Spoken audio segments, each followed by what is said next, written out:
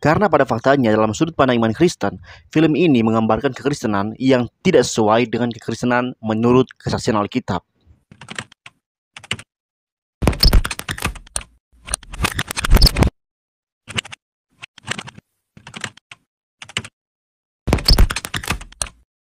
In 1967, another dramatic change happens when a bunch of Jesus freak hippies in the beach areas of Southern California go to Calvary Chapel, which has 30 people, Chuck Smith, 30 people.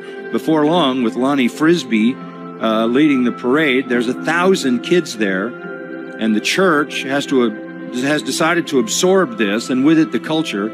And for the first time, the church that I know of in history, the church lets this very defined subculture dictate what it will be. Outgo the ties, outgo the hymns, outgo all the normal and formal things, and the hippie culture, the communal living, kids coming out of drugs and free sex and all of that very casual thing. And that's a charismatic church. That's a Foursquare church. So that's where the movement becomes what we know as Calvary Chapel. The market-driven church comes out of that charismatic world. It doesn't come out of Reformed theology. How does it come out of it? Because the first Calvary Chapel was essentially the church saying, we'll let the culture tell us what we need to be. And that set the thing in motion. Halo guys, jumpa lagi bersama saya Patrice Smith di channel saya. Di video ini saya akan membahas sebuah film yang lagi viral di medsos ya, di TikTok. Itu film yang berjudul Jesus Revolution, yang merupakan sebuah film drama biografi yang bercerita tentang Greg Laurie yang kemudian mendirikan Harvest Christian Fellowship yang memiliki anggota yang cukup besar di Amerika Serikat. Film ini diangkat dari buku Greg yang berjudul sama, yang mengisahkan bagaimana Greg Laurie itu mengikuti Jesus Movement di California di akhir tahun 1960-an. Gerakan ini kemudian dengan pesat bertambah populer dan meluas di Amerika Serikat, khususnya saat majalah Time pada tahun 71 itu membahas topik ini secara khusus dengan tajuk yang besar, yaitu Jesus Revolution, di mana dikisahkan bahwa seorang bernama Greg merupakan pemuda broken home yang bergabung dengan kelompok hippie sampai suatu hari dia bertemu dengan Lonnie Frisbee, seorang pengkhotbah jalanan yang kemudian membuat Greg ikut bergabung menjadi jemaatnya dan bertobat bersama dengan dia. Nah, perlu teman-teman ketahui, latar belakang kisah dalam film ini itu pada tahun 1960-an itu merupakan sebuah era yang penuh gejolak bagi kaum muda di Amerika Serikat, yang mencapai puncaknya ketika Amerika memutuskan untuk ikut perang di Vietnam.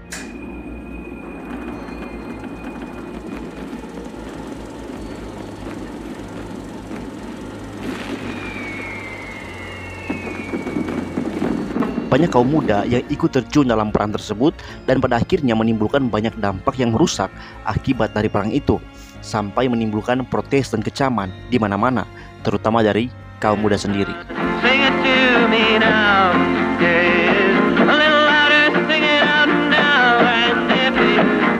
Para pemuda yang gelisah tersebut kemudian melakukan berbagai pencarian jati diri dengan berbagai cara, bahkan lewat pemakaian narkoba.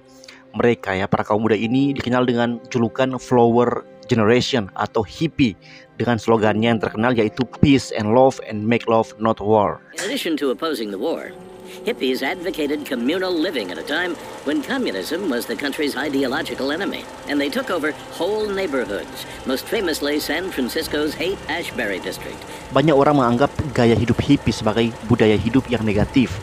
Mereka dianggap sebagai pemakai narkoba, pengangguran, dan jorok. Nah, Jesus Movement itu pada dasarnya adalah sebuah upaya untuk menciptakan tandingan dari budaya kepercayaan dan gaya hidup hippie melalui evangelisme, dan diketahui pada akhirnya berkembang secara pesat dan meluas dan dikenal sebagai gaya hidup dalam bentuk kekristenan yang baru.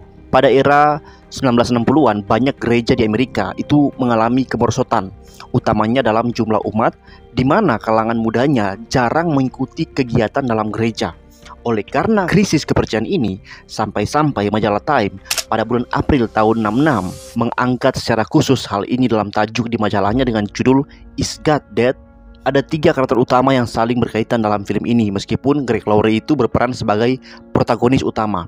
Seorang pemuda yang tinggal bersama dengan ibunya yang nyaris tidak ada untuknya, yang sedang mencari tujuan yang lebih besar dalam hidup dan akhirnya bertemu dengan Lonnie Frisbee yang mengarahkan kepadanya kebangkitan spiritualnya. Karakter kedua adalah Chuck Smith, seorang pendeta dari Calvary Chapel. Nah, dengan demikian teman-teman, film ini juga menceritakan asal-usul dari Calvary Chapel ini, di mana pada saat itu Chuck Smith yaitu merasa khawatir dan gelisah karena jemaat di gerejanya mengalami kemerosotan jumlah yang sangat drastis dan kaum muda banyak yang menghilang dari gereja dia. Dia sudah berjuang untuk mencari cara agar bisa terhubung dengan generasi muda, dan saat itulah putrinya Janet membawa pulang Lonnie Frisbee, seorang hippie karismatik yang berubah menjadi pengkhotbah jalanan untuk membimbing orang muda yang tersesat tanpa arah. Smith kemudian membuka pintu gerejanya untuk Lonnie dan pengikutnya, yang kemudian membawa kebangkitan spiritual dan meledak menjadi gelombang gerakan spiritual dengan jumlah orang yang sangat banyak. Lansir dari Lionsgate Media bahwa meskipun ada beberapa jemaat dari gereja Chuck Smith yang memilih meninggalkan gerejanya karena nggak setuju masuknya hippie yang dianggap orang-orang aneh, tapi sebagian besar memilih tetap tinggal dan membentuk ikatan yang berarti dengan anggota kaum hippie yang masuk itu. Nah guys, nggak sampai situ teman-teman, karena perlu juga saya sampaikan bagaimana sudut pandang yang lebih luas tentang film ini. Kalau kita hanya memuji film ini dari gambaran film ini sendiri, saya kira itu masih terlalu sempit. Ingat, kita bukan orang Kristen gampangan yang selalu ingin di-entertain dengan apapun yang penting ada nama Yesus, salib dan foto dari Yesus. Kita perlu menguji segala sesuatu agar kita bijaksana dan tidak mudah diombang-ambingkan oleh rupa-rupa angin pengajaran. Karena pada faktanya dalam sudut pandang iman Kristen, film ini menggambarkan kekristenan yang tidak sesuai dengan kekristenan menurut kesaksian Alkitab. Nah, hal-hal yang tidak sesuai dengan Alkitab sebagai kekristenan yang digambarkan oleh film ini adalah yang pertama, apa yang disebut dengan easy believism atau kepercayaan murahan atau gampangan. Kepercayaan murahan atau gampangan pada praktiknya adalah menunjukkan bahwa diselamatkan di dalam Yesus itu sangat mudah. Anda hanya perlu mengakui Yesus dengan bibirmu, berdoa, beribadah, sambil terus menikmati hidup, dan just it, kamu diselamatkan. Saudara-saudara, apakah kekristenan terdengar semudah itu? Mungkin kalian bilang, oh, kan memang begitu. Bukannya Paulus bilang mengaku dengan mulut bahwa Yesus adalah Tuhan, maka diselamatkan? Hello, di zaman itu, Roma sedang menganggap Kaisar Roma sebagai satu-satunya Tuhan. Dan jika ada orang mengakui Yesus sebagai Tuhan, artinya dia sedang menawarkan lehernya untuk digorok oleh Roma. Yesus sendiri menegaskan bahwa barang siapa mau mengikuti Yesus, dia harus sangkal diri, pikul salib, dan ikut Yesus. Kristenan menuntut pertobatan yang sungguh-sungguh, bukan hanya menuntut persekutuan ibadah, tapi pergumulan kognitif. Kita perlu diajarkan tentang Yesus Kristus. Bahkan Yesus mengatakan itu dalam perintahnya dalam amanat agung. Kita perlu bersaksi tentang Yesus dengan segala resiko yang menanti. Intinya bukti, ya saya katakan bukti, bukan jalan, tapi bukti seseorang menjadi Kristen yang diselamatkan itu bukan pengakuan bibir semata-mata, tetapi dibuktikan oleh kemauan untuk tunduk, taat, pengosongan diri sendiri, kemauan untuk pikul salib, dan kerelaan untuk memberitakan kebenaran meskipun kematian adalah resikonya. Bertabrakan dengan semua itu, Jesus Revolution itu menggambarkan kekristenan adalah agama paling murahan di dunia ini.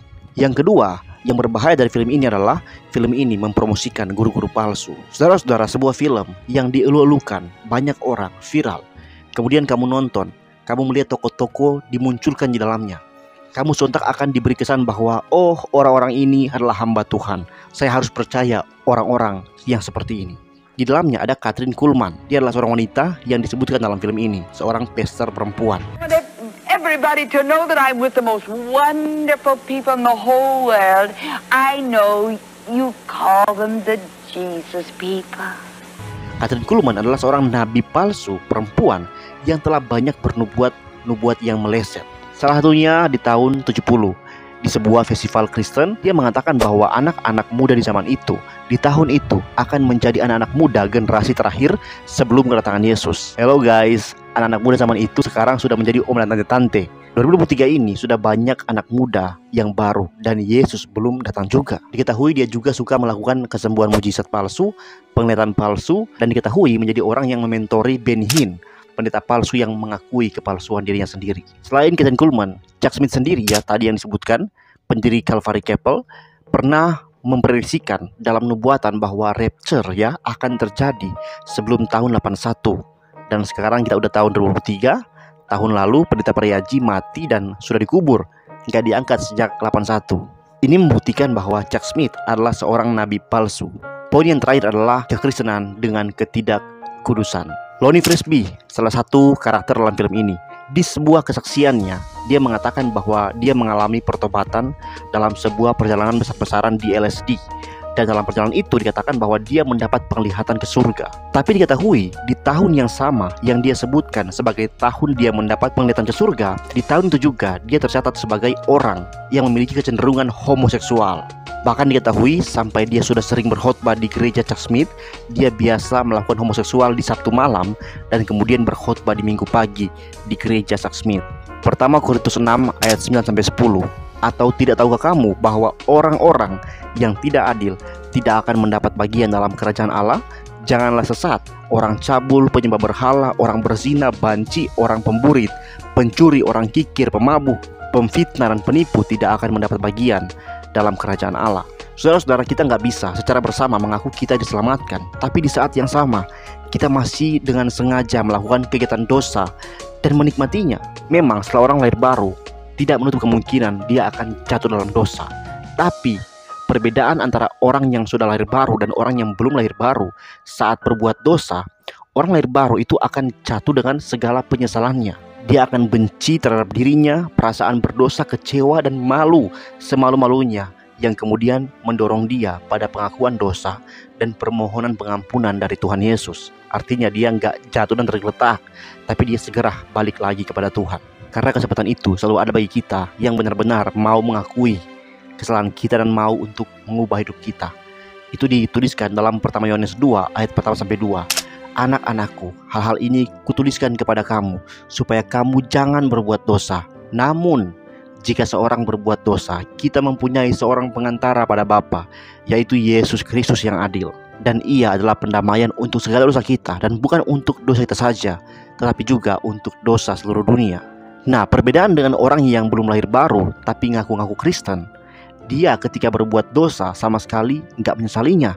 Dia malah menikmatinya. Dia mengulangi itu terus-menerus tanpa henti dan tidak pernah mau menyadari dirinya yang kotor dan memohon pengampunan. Dia terus tenggelam dalam kesenangannya, bahkan mengutuk orang yang coba menegur atau mengatakan bahwa dirinya orang berdosa.